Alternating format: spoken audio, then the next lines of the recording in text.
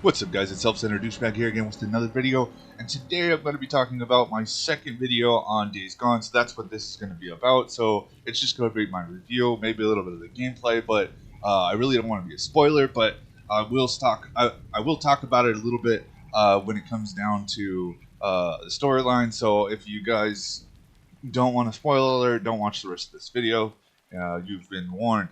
So I'm going to rate it a 6 out of 10. And that is because basically there's going to be no number 2. There's no sequel. And I'm really bummed out about that because it was such a great storyline and it left room for more. Now, the information that I got online, about why they're not going to have a sequel that's because of the fact that there was a person that was very involved in the game. From what I read, I couldn't tell exactly what because I only glanced over it. And basically it stated that there's a person that was working on the game that worked basically he's like the head guy, I guess, and he's no longer with the company, and so therefore there's not going to be a number 2. You can look into it more, but that's what I saw, just glancing of the explanation.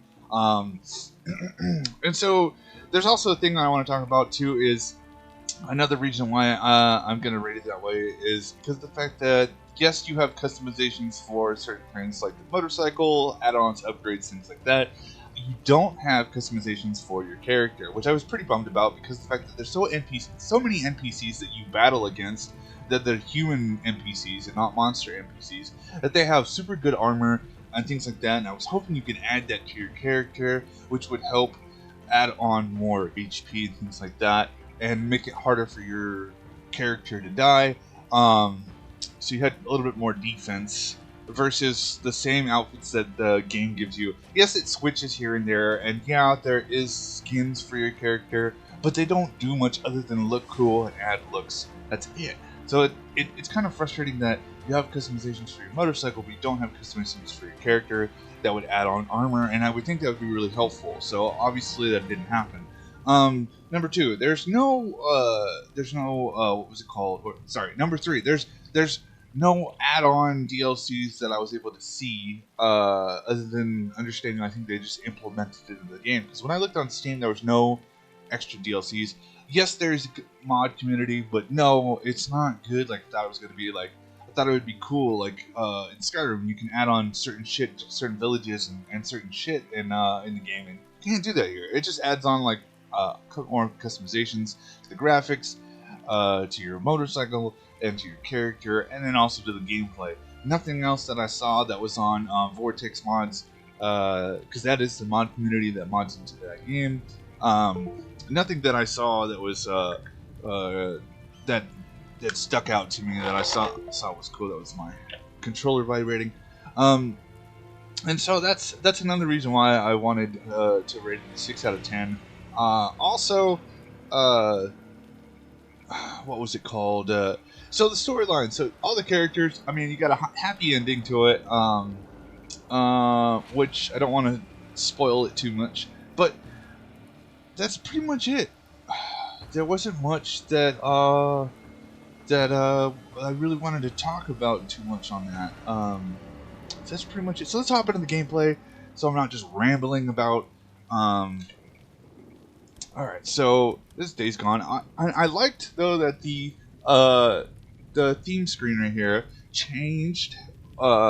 Plus, basically it changed as you added onto your bike. So in the beginning, that bike didn't look that way. So let's go ahead and go continue. Like I said, it's gonna spoil a little bit for the storyline if you guys watch the rest of this video. So beware. As we load in. Just gonna be simple. So this is obviously the bike that's been completely upgraded to almost complete. You get decent what do you call it, weapons. I like that you can build your own weapons and things like that when you get new map, weapon, what do you call it, weapon. I'm having a brain fart here, guys. Schematics, so you build your own weapons, like add-ons, things like that. That's cool. Yeah, I mean, there's not much with the weapons other than like certain things. Like, but that's one thing I'm bummed about too is you can't just add on like scopes or suppressors. Like, yeah, you get suppressors and clips. That's about it. But the suppressors have one look to it and one look only, and it looks like oil filter. Yeah, it adds realistic vibes to the guns, like for a scenario such as after apocalypse.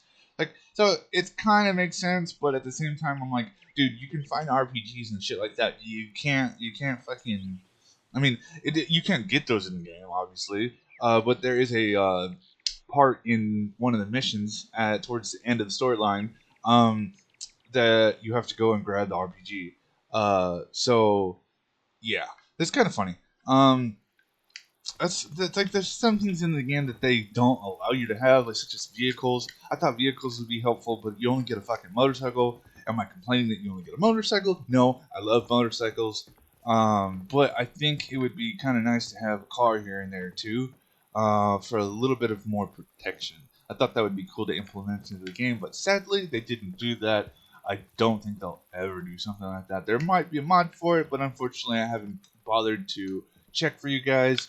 Um, so this is the part of the map that you get when you first start in here. You got your main character right here, which is uh, his name's Deacon St. John. Is the main character, and you got Boozer, which is your partner, your other biker buddy that basically goes throughout with the whole entire game. You got a couple other characters that you got introduced to in the beginning of the video. On my first one, that was his. This is Deacon, the main character, his wife. I can't confirm or deny if you see her in the end. Then you got a couple other characters that you meet throughout the game. And so like the basic like first few missions is obviously your bike gets stolen because it breaks down somewhere and you go back to get it, it's gone. So you go down here to Copeland's camp and find out that your bike's there, but it's been parted out by then. So you go ahead and do a bunch of missions in order to raise credits, and therefore you can purchase upgrades and things like that, and eventually build your bike back to the original statement and better. Eventually, after that, you open up the second part of the, or like technically the third part of the map. I would call it actually like the second, two and a half, I guess. You get hot springs, and that has other missions and cool shit that add, more to the map. Then it comes down to you have that for a good minute, and then you move on to over here, which would be Camp Lost Lake. That's what it is. I think it is. Yeah. Lost Lake. Yep. And that guy. It's ran by a cool guy. And his partner, who's kind of a dickhead. Eventually, there's stuff that happens into that. I won't go into detail. But then that opens up and it shuts down this part of the map for a little bit, and then it reopens later on. But then the same thing happens, which I would basically call it probably like the third, maybe the fourth chapter of the storyline. And then you go over to this side of the map, and then everything back here locks up. And then it's only to the end of the game after you complete it that the whole map opens up, and then you're left with the small stuff like the side missions to make extra credits and more. It's called trust points, I guess. Each camp you have to earn your own trust points with it, and once you get maxed out, then you get like everything that they offer. So that's basically it. Yeah, and then at the end, like obviously you can go and kill the hordes and level up. But after that, there's nothing else to do in this game, so it's pointless to keep on here. I mean, yeah, it's cool to go in there and just kill some time, but it's not my cup of tea when it comes to just like nothing else to do in the game. So yeah, so 6 out of 10. That's pretty much it for my video. I got nothing else to say about this game. I'll make a couple more comments. It's a great game, great storyline. I'm very bummed out that there's no number 2. Very bummed out, and therefore that's why I have nothing much else to say. Do I recommend getting this game? Hell yeah.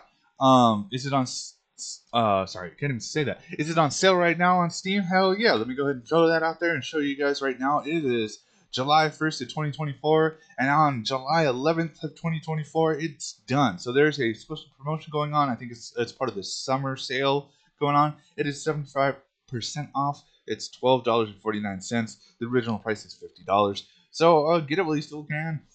Anyways, guys, this is Self-Centered Douchebag signing out. Peace.